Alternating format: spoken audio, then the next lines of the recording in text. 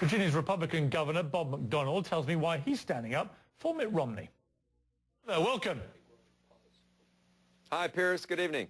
Let me start with a simple question for you. Did you agree when Mitt Romney said that 47% of Americans are victims who basically scrounge off the state?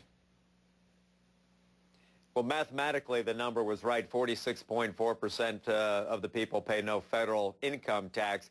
I certainly wouldn't have said it that way, and I think Romney's agreed that he shouldn't have said it either. I think the broader point, though, Piers, is with this lousy Obama economy, 8% unemployment rate for 43 months, that a lot of people are hurting. They can't work. Food stamps are at the highest level in history. Entrepreneurship's at the lowest level in 30 years. And so we've got to do better. We've got to have a job creator. So, yeah, I agree with that part. We need more taxpayers created because more people are working.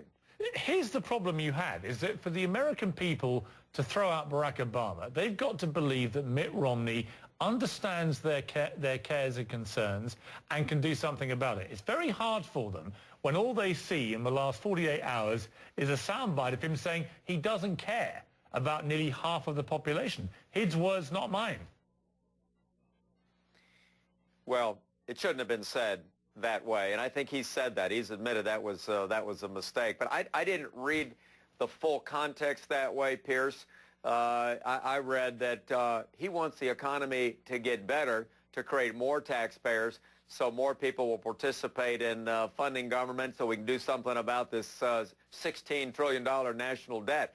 I mean, I think that's the larger takeaway, but he certainly wouldn't say it that way again. But the broader point about having a champion for the small businessman and a debt reducer and a job creator, I think that's a good point, and it's a big contrast with the president. Let me just tell you the results of 3 polls. These are recent polls in 3 key states. One is Michigan, Mitt Romney's home state, obviously. Among likely voters, Barack Obama, 52%, Mitt Romney, 44%. Then Virginia, this is your home state. Barack Obama, yes. 50%, Mitt Romney, 46%. Then Wisconsin, Paul Ryan's home state, Obama, 51%, Mitt Romney, 45%.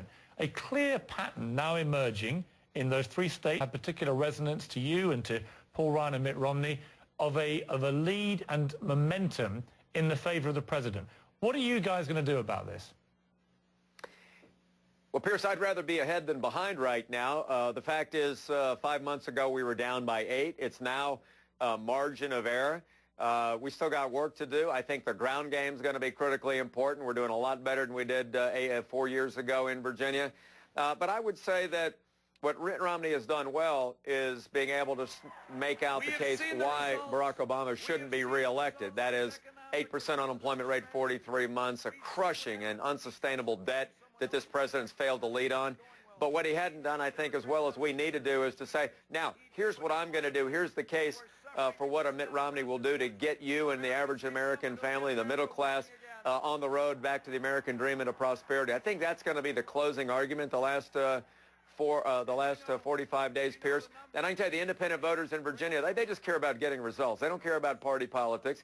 They care about which guy's got the best ideas on jobs, energy, taxes, spending, and the military here in Virginia. And I think Mitt Romney will make an effective case down the road. I think it'll be a close case. But I think the Crow's vote, I think Romney wins, though, at the end of the day in Virginia. I mean, I admire your optimism, but, I mean, the last 2 weeks have been a complete disaster as far as the Romney campaign is concerned, and senior Republicans like yourself. We've had better weeks. Yeah, and you've got to start be feeling rather twitchy that if this carries on, then Barack Obama's going to win probably not even in a close race. It might be quite a comfortable margin if this carries on. So this campaign has got to regroup, refocus, and do something pretty sharpish, hasn't it? Well, I'm not nearly that pessimistic at all. Like I said, Obama won Virginia by 7. I won by 18 the next year. So the independent voters really make up their mind oftentimes right near the end. And I don't think the more Mitt Romney, and I think I agree with you on this, Mitt Romney has got to continue to focus what he started this campaign about 6 months ago in earnest, and that is that we can do a lot better. President's tried. His policies have failed.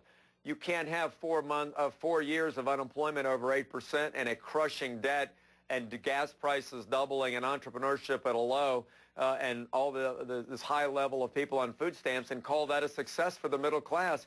So he's got to then make it very clear why a Romney presidency will mean better access to that American dream for people. So I'm not at all discouraged. 45 days is a long time in politics, and I think the debates are going to be more important. And here's the other thing. I think we're going to have financial parity down the road. 4 years ago, we got crushed 2-1 in Virginia on spending. And so, Piers, I think that we've got a decent chance to win. It's margin of error, 4 points.